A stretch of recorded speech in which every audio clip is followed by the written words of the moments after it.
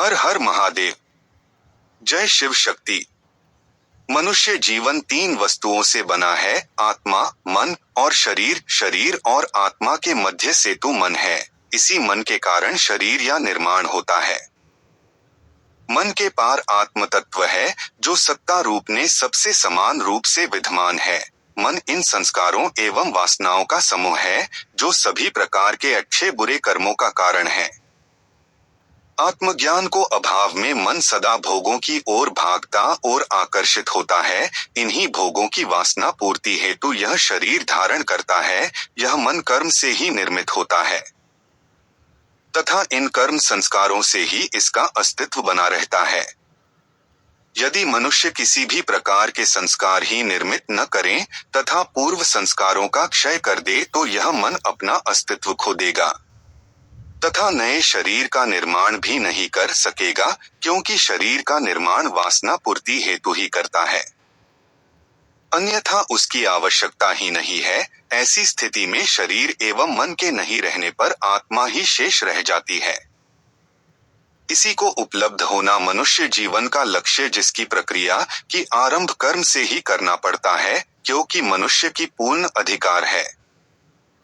यह मन भी तीन प्रकार के शरीर या निर्माण करता है, सूक्ष्म, स्थूल और कारण। स्थूल शरीर से कर्म होते हैं।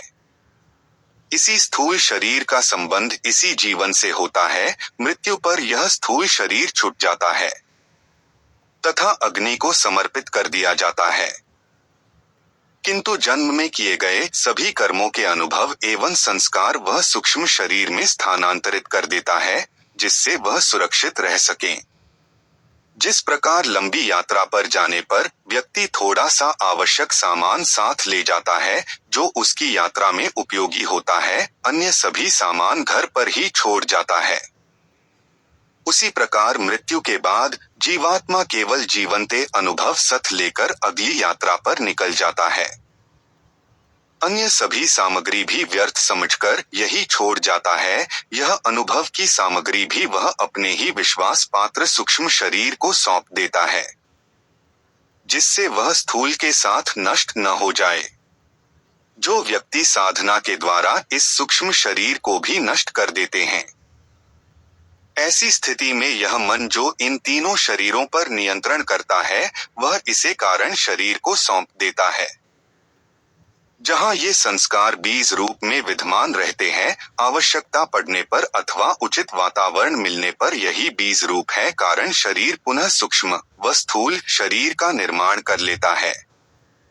किंतु इस बीज के ही नष्ट कर देने अथवा इसे उत्पादन ये अयोग्य बना देने पर वह पुनः अंकुरित नहीं हो सकता है, जिसमें जीव सदा के लिए उस परम आनंदमय आत्मा में स्थित हो जाता है।